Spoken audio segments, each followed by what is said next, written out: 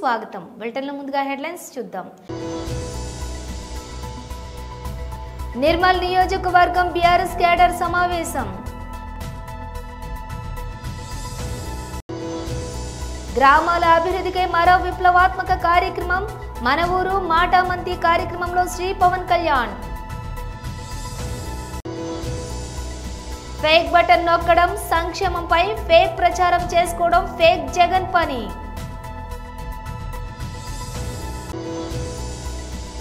Congress party బీజేపీకి యుద్ధ నీతిపై పాఠాలు చెప్పడం చూస్తే ప్రజలు నవ్వుకుంటున్నారు. సల్మాన్ ఖాన్ ఇంట్లోకి చేరబడిన మహిళ, మరోసారి భద్రతా వైఫల్యం. ఇక డీటెయిల్స్ చూస్తే నిర్మల్ నియోజకవర్గం బీఆర్ఎస్ క్యాడర్ సమావేశం నిర్వహించారు. ఈ చేరికల కార్యక్రమం, దాంతోపాటు మన నాయకులందరినీ ఒక్కసారి కలుసుకునే ఈ కార్యక్రమాన్ని ఏర్పాటు చేసిన నిర్మల్ నియోజకవర్గ సమన్వయకర్త సోదరులు రామకృష్ణారెడ్డి గారు, గౌరవనీయులు మన ముధోల్ తాలూకా సమన్వయకర్తలు సోదరి శ్రీమతి రమాదేవి గారు, సోదరులు విలాస్ గారు, సోదరులు శ్యామ్ గారు, సోదరులు కిరణ్ గారు, వేదికపై ఆసీనులైన గౌరవనీయులైన నిర్మల్ నియోజకవర్గ వివిధ మండలాల సమన్వయకర్తలు, అదేవిధంగా పట్టణానికి సంబంధించిన నాయకులు, సీనియర్ నాయకులు, పేరు పేరున, ఎందుకంటే ఒకళ్ళ పేరు చెప్పకపోతే మీకు కోపం వస్తుంది, అందుకే ఎవరి పేరు చెప్తలేని ఏమనుకోకుర్రి. అందరికీ పేరు పేరున అందరికీ, వేదిక ముందున్న మీ అందరికీ, మా అన్నదమ్ములందరికీ, ఆడబిడ్డలు ఒకరే కనబడుతున్నారు కాబట్టి అన్నదమ్ములందరికీ పేరు పేరున, పత్రికా మిత్రులకు పేరు పేరున అందరికీ హృదయపూర్వకంగా నమస్కారాలు. ఊకుకే ఒక వ్యక్తి పేరు తీసుకొని, ఇప్పుడు రామన్న తీసుకున్నాడు, రామకృష్ణారెడ్డి గారు తీసుకున్నారు, ఆ వ్యక్తి పేరు ఊకుకే తీసుకుని ఆయన పెద్దోని చేయాల్సిన అవసరం లేదు. ఎందుకంటే మనకు కష్టం వచ్చినప్పుడే కొన్ని విషయాలు తెలుస్తాయి. పెద్దలు అందుకే ఆలోచించి ఒక సామెత చెప్పాను, కుండ పగిలితే పగిలింది కానీ కుక్క బుద్ధి తెలిసిందని.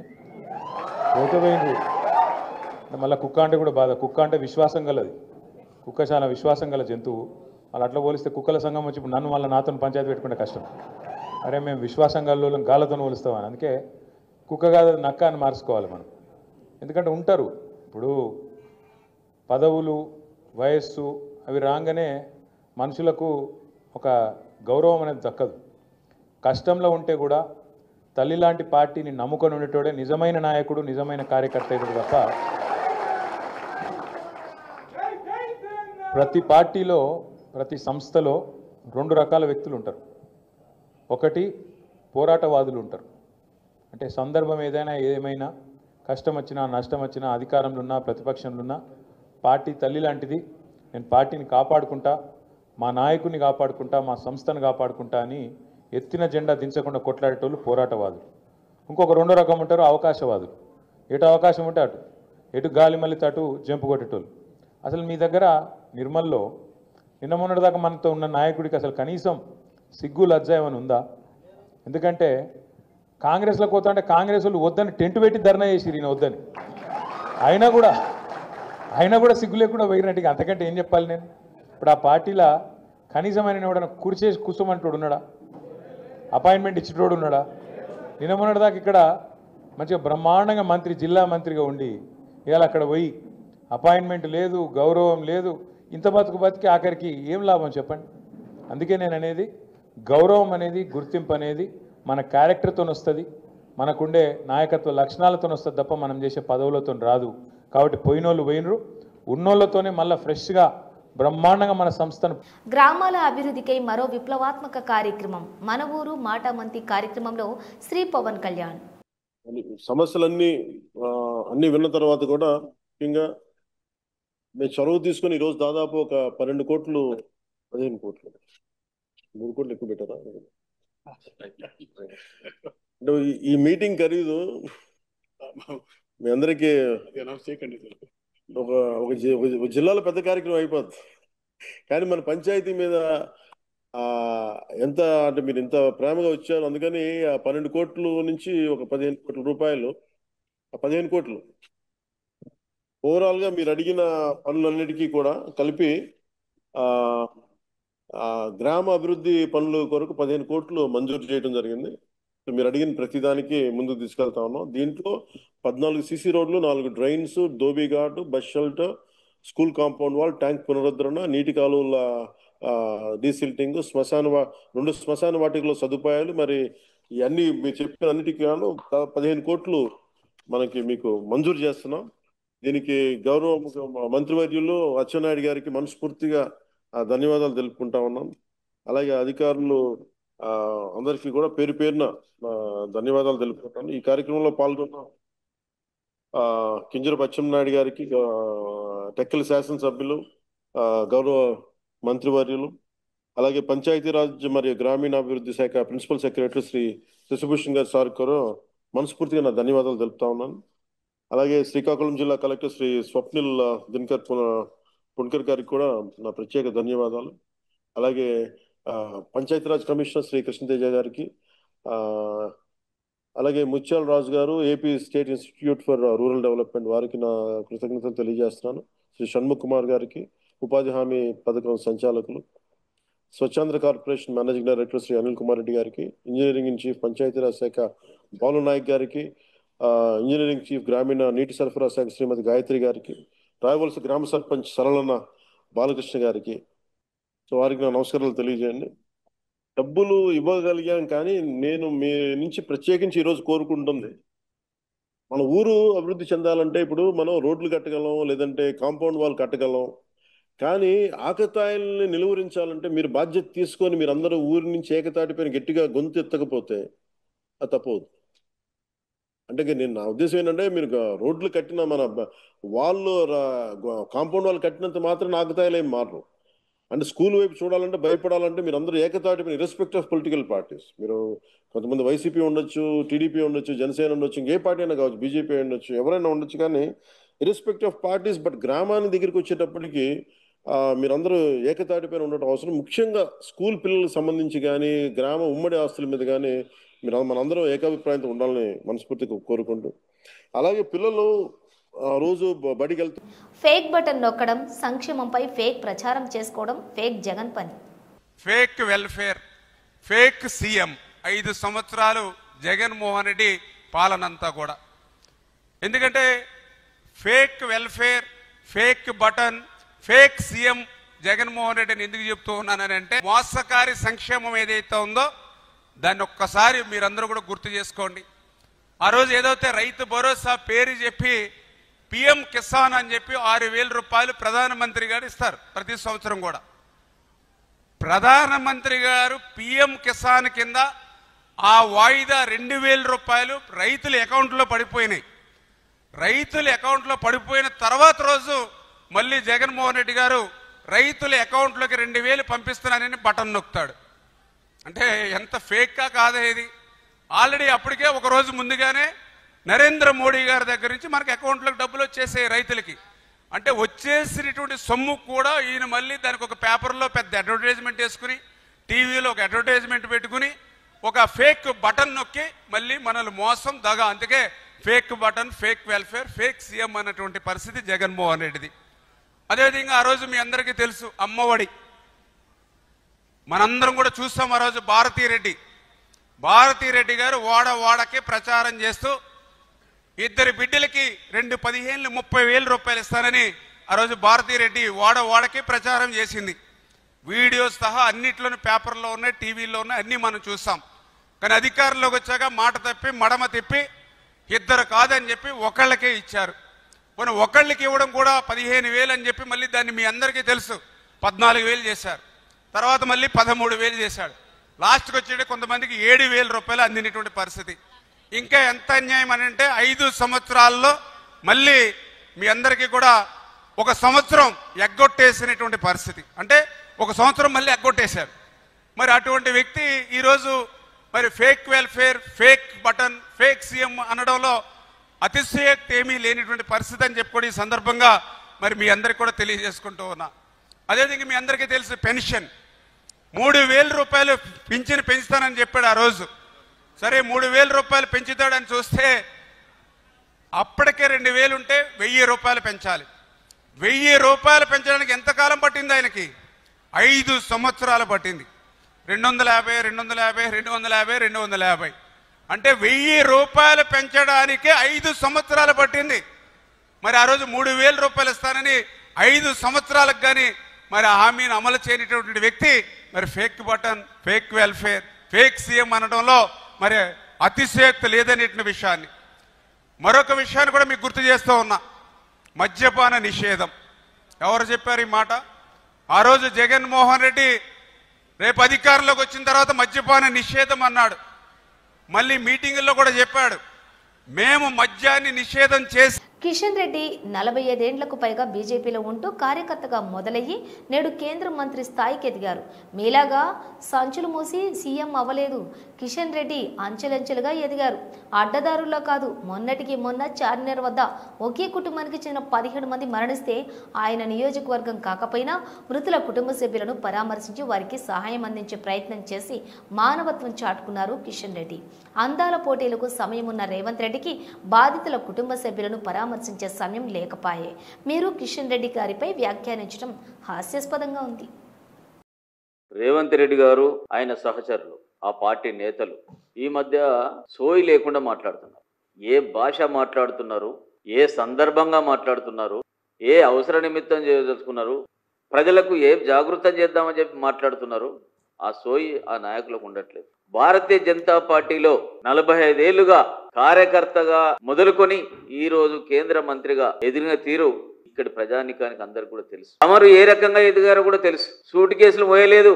భారతీయ జనతా పార్టీ సిద్ధాంతాన్ని మాత్రమే కిషన్ రెడ్డి గారు మోస్తున్నారు. మీ రాజకీయ ఎదుగుదల అందరికీ తెలిసిన విషయం. అసలు నువ్వు రేపు కాంగ్రెస్ పార్టీలో ఉంటావా ఉండవో కూడా తెలియని పరిస్థితి. నిన్ను ఉంచుతారా తెలియని పరిస్థితి. నీ ముఖ్యమంత్రి పదవి ఉంటుందా ఊడుతుందా అని చెప్పి చర్చించుకుంటారు సెక్రటరీ దగ్గరనే. మేం కాదు మాట్లాడేది, మీ కాంగ్రెస్ నేతలే అంటున్నారు. ఎప్పుడు ఊడుతుందో ఎప్పుడు పోతుందో తెలియని పరిస్థితి. అందాల పోటీలు జరిగినప్పుడు ప్యాలెస్ దగ్గరికి వచ్చి డిన్నర్లు చేసిపోవచ్చు, కానీ ఒకే కుటుంబానికి చెందిన 17 మంది చనిపోయినప్పుడు నీకు లోకల్లో ఉండి ఉన్నప్పుడు నువ్వు వచ్చావు అక్కడికి, కనీసం కుటుంబాన్ని పరామర్శించినావు.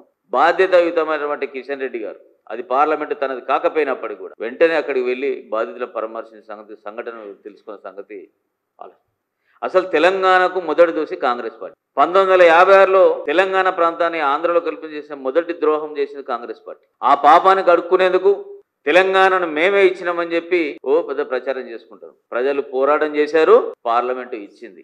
నేను ఛాలెంజ్ చేస్తున్నాను, నిజంగా కూడా మీరు చిత్తశుద్ధి ఉంటే UPA1 UPA2లో ఇచ్చినటువంటి నిధులు ఈ తెలంగాణ అభివృద్ధి కోసం ఎంత తీసుకొచ్చారు మీరు లెక్కలతో రండి. ఈ 10 ఏళ్లలో తెలంగాణ రాష్ట్రానికి ఇచ్చిన నిధులు ప్రాజెక్టుల విషయం కూడా మేము చర్చకొస్తాం. జనసంఘ పార్టీ పెట్టినప్పుడు ఆనాడు కార్యకర్తలకు ఆనాడు ఒకటే మాట చెప్పినారు, ఈ పార్టీ రాజకీయ అభివృద్ధి కోసమో అధికారం కోసమో కాదు, దేశానికి అవసరమైతే కార్యకర్తలందరూ కూడా సైన్యానికి మనం వెళ్లాల్సిన అవసరం ఉంటుందని చెప్పి చెప్పడం జరిగింది. మొదటిసారి పాకిస్తాన్ తోటి యుద్ధం జరిగినప్పుడు జనసంఘ్ కార్యకర్తలు తుపాకులు పట్టుకొని సైన్యంతో పోరాటం చేసి విజయం సాధించరా లేదా మీరు ఒకసారి కూర్చోండి. ఆ జనసంఘ్ కార్యకర్తలు చనిపోయినారు, చాలా మంది దేశం కోసం ప్రాణాలు అర్పించారు. అది భారతీయ జనతా పార్టీ యొక్క పరంపర సిద్ధాంతం. నరేంద్ర మోడీ గారు రాకముందు బార్డర్లో ఉన్న పరిస్థితి ఏంది? సైనికులను తలలు నరికేసి డబ్బాలలో బాక్సులో బంధించి మొత్తం ప్యాక్ చేసి బార్డర్ నుంచి బయటకి విసిరేసేవాళ్ళు మన ఇండియా బార్డర్లో. మీ కాంగ్రెస్ పార్టీ ఏం చేసింది? వాళ్ళతో చర్చలు జరిపింది. నరేంద్ర మోడీ గారు అట్లా కాదు, నువ్వు ఒక్క శవాన్ని పంపిస్తే నీ యొక్క 10 స్థలాలు ఎగిరిపోతాయని చెప్పి. బాలీవుడ్ కండల వీరుడు సల్మాన్ ఖాన్ భద్రతా విషయంలో మరోసారి ఆందోళనకర సంఘటనలు చోటు చేసుకుంది. ఇప్పటికే గ్యాంగ్స్టర్ లారెన్స్ బిష్నోయ్ నుంచి తీవ్ర బెదిరింపులు కూడా ఎదుర్కొంటున్న సల్మాన్ నివాసంలోకి ఓ మహిళ చొరబడేందుకు ప్రయత్నించడం కలకలం రేపింది. 2 రోజుల క్రితం ఓ వ్యక్తికి ఓ కారు చాటున నక్కి సల్మాన్ నివాసంలోకి ప్రవేశించే ప్రయత్నం చేయడం తీవ్ర కలకలం రేపింది. అతన్ని పోలీసులు అరెస్ట్ చేశారు. తాజాగా ఘటనతోటి ఆయన భద్రతపై మరోసారి ఆందోళనలు వ్యక్తమవుతున్నాయి. వివరాల్లోకి వెళితే ముంబైలోని బాంద్రా ప్రాంతంలో ఉన్నటువంటి సల్మాన్ ఖాన్ గెలాక్సీ అపార్ట్మెంట్లో ఈ ఘటన జరిగింది. ఈషా చబ్రా అనే మహిళ గురువారం సల్మాన్ నివాసం ఉండే భవనంలోకి లిఫ్ట్ ఏరియా వరకు వెళ్ళింది. ఆమె నటుడి నివాసంలోకి ప్రవేశించే లోపే అప్రమత్తమైన భద్రతా సిబ్బంది ఆమెను అడ్డుకున్నారు. వెంటనే సదరు మహిళను అదుపులోకి తీసుకున్న సెక్యూరిటీ సిబ్బంది బాంద్రా పోలీసులకు సమాచారం అందించి ఆమెను వారికి అప్పగించారు. భద్రతా సిబ్బంది ఇచ్చిన ఫిర్యాదు మేరకు పోలీసులు ఆమెపై కేసు నమోదు చేసి దర్యాప్తు చేస్తున్నారు. కృష్ణ జింకల వేట కేసుకు సంబంధించి సల్మాన్ ఖాన్పై ప్రతీకారం తీర్చుకుంటానని జైల్లో ఉన్న గ్యాంగ్స్టర్ లారెన్స్ బిష్నోయ్ పలుమార్లు హెచ్చరించిన విషయం తెలిసిందే. ఈ నేపథ్యంలోనే సల్మాన్కు కట్టుదిట్టమైన భద్రత కల్పించారు. గత ఏడాది కూడా సల్మాన్ ఇంటిపై గుర్తు తెలియని వ్యక్తులు బైక్పై వచ్చి కాల్పులు జరిపారు. ఈ ఘటన వెనుక కూడా లారెన్స్ బిష్నోయ్ హస్తం ఉన్నట్లు దర్యాప్తులో తేలింది. బిష్నోయ్ గ్యాంగ్ పంజాబీ గాయకుడు సిద్ధు ముసేవాలా హత్య కేసులో కూడా ప్రధాన నిందితులుగా ఉన్నారు. ఇటీవల ఈద్ పండుగ సందర్భంగా సందర్భంగా సల్మాన్ ఖాన్ తన ఇంటి బాల్కనీలో ఏర్పాటు చేసిన బుల్లెట్ ప్రూఫ్ గ్లాస్ వెనుక నుంచే అభిమానులకు అభివాదం చేశారు. భద్రతా కారణంగా కొన్నిసార్లు ఇబ్బందిగా ఉన్నా తనకు ఎలాంటి భయం లేదని, అంతా దేవుడే చూసుకుంటాడని సల్మాన్ గతంలో మీడియాకు తెలిపారు. ఆపరేషన్ సింధూర్ విజయవంతమైన నేపథ్యంలో దాన్ని శాశ్వతంగా గుర్తుంచుకోవాలనే ఉద్దేశంతో కామారెడ్డి జిల్లా కేంద్రంలోని ఓ వీధికి సింధూర్ వీధిగా స్థానికులు నామకరణం చేశారు. అశోక్ నగర్కు చెందినటువంటి ఓ వీధి వాసులు బోర్డును ఏర్పాటు చేసి పూజలు చేశారు. ఆపరేషన్ సింధూర్ విజయవంతం కావడంపై వారు హర్షం వ్యక్తం చేశారు. పహల్గాంలో యాత్రికులపై ఉగ్రవాదులు చేసిన దాడికి ప్రతిగా మన దేశ సైన్యం ఆపరేషన్ సింధూర్ పేరిట పాకిస్తాన్ ఉగ్ర శిబిరాలను ధ్వంసం చేసింది. సైనికుల పోరాటాన్ని అనుక్షణం గుర్తుంచుకో భవిష్యత్తు తరాల వారికి మన పోరాటం పటిమను తెలియజేసే ఉద్దేశంతోనే వీధికి సింధూర్ పేరు పెట్టుకున్నట్లుగా వీధి వాసులు తెలిపారు. స్థానికులు రామరెడ్డి, ఆనందరెడ్డి, విష్ణువర్ధన్ రెడ్డి, వెంకటేశం, తిరుపతి గౌడ్, లింబాద్రి, రామచంద్రరావు గౌడ్, అలాగే కృష్ణంరాజు, అంజయ్య ఈ కార్యక్రమంలో పాల్గొన్నారు.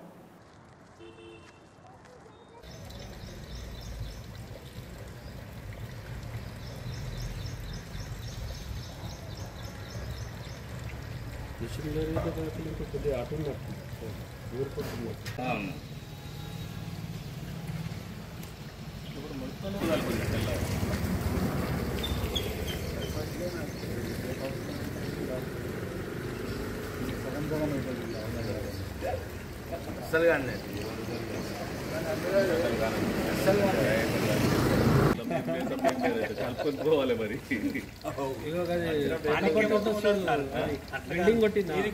మేమే నిదిక్కున్నాం అంటే వాళ్ళది కాదు మన సదర్ది అది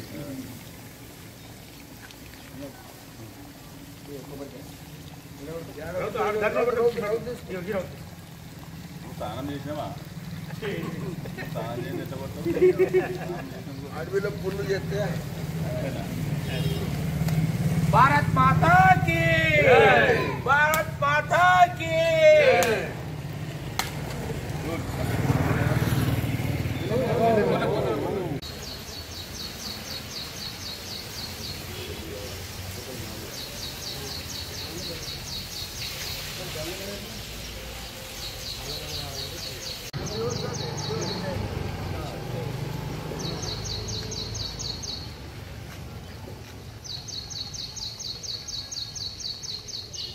మొన్న జరిగినటువంటి భారతీయులపై పహల్గాం దాడికి నిరసనగా మన ప్రియతమైనటువంటి ప్రధానమంత్రి శ్రీ నరేంద్ర మోడీ గారు ఇచ్చినటువంటి సింధూర్ ఆపరేషన్ అనేటటువంటి నినాదంతో పాకిస్తాన్పై మన వాళ్ళు జరిపిన దాడికి మనం విజయం సాధించినందుకు దానికి ధన్యవాదాలు తెలుపుతూ మా యొక్క వీధి అశోక్ నగర్లో సింధూర్ స్ట్రీట్గా నామకరణం చేయబడినది. దీనికి మన దేశ సైనికులు వెన్నుదన్నుగా ఉండి మనకు భారత్కు విజయాన్ని చేకూర్చినందుకు అందుకు విజయానికి సూచికగా ఈ కాలనీకి చిరస్థాయిగా ఉండిపోయే విధంగా సింధూర్ స్ట్రీట్గా నామకరణం చేయబడినది. దీనికి మా వీధి వాళ్ళు కూడా అందరు కూడా దీనికి మద్దతు తెలిపినారు. ఓకేనా. భారతమాత నుదుట సింధూరము ఉంచాలనే ఉద్దేశంతో ఈ పేరును నామకరణం చేయబడినది. భారత్ మాతా కీ భారత్ మాతా కీ భారత్ మాతా కీ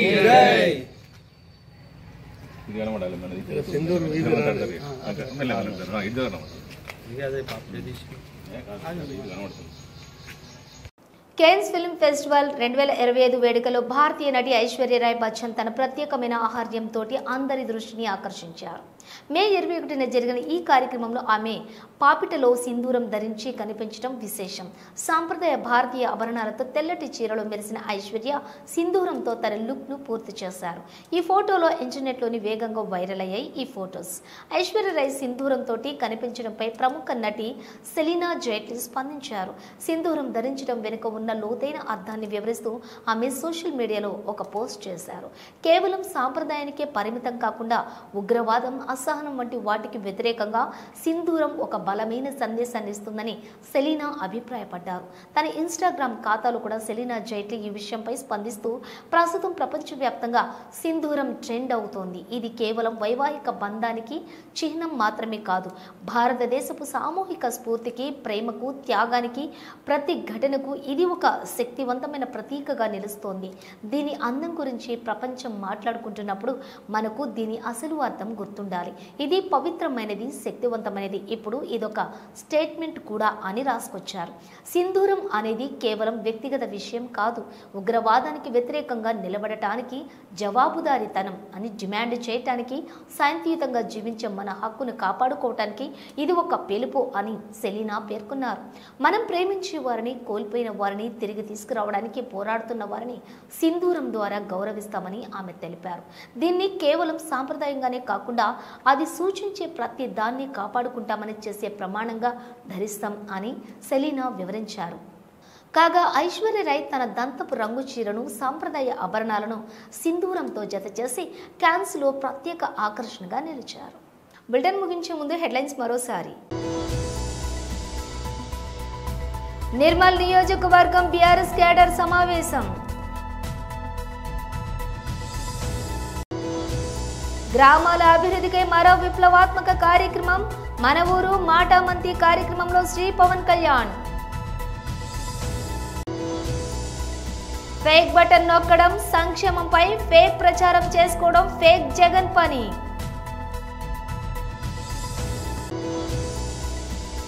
కాంగ్రెస్ పార్టీ బీజేపీకి యుద్ధ నీతిపై పాఠాలు చెప్పడం చూస్తే ప్రజలు నవ్వుకుంటున్నారు. సల్మాన్ ఖాన్ ఇంట్లోకి చేరబడిన మహిళ, మరోసారి భద్రతా వైఫల్యం. ఇవి బులెటిన్ విశేషాలు. మరో బులెటిన్తో మళ్ళీ కలుద్దాం.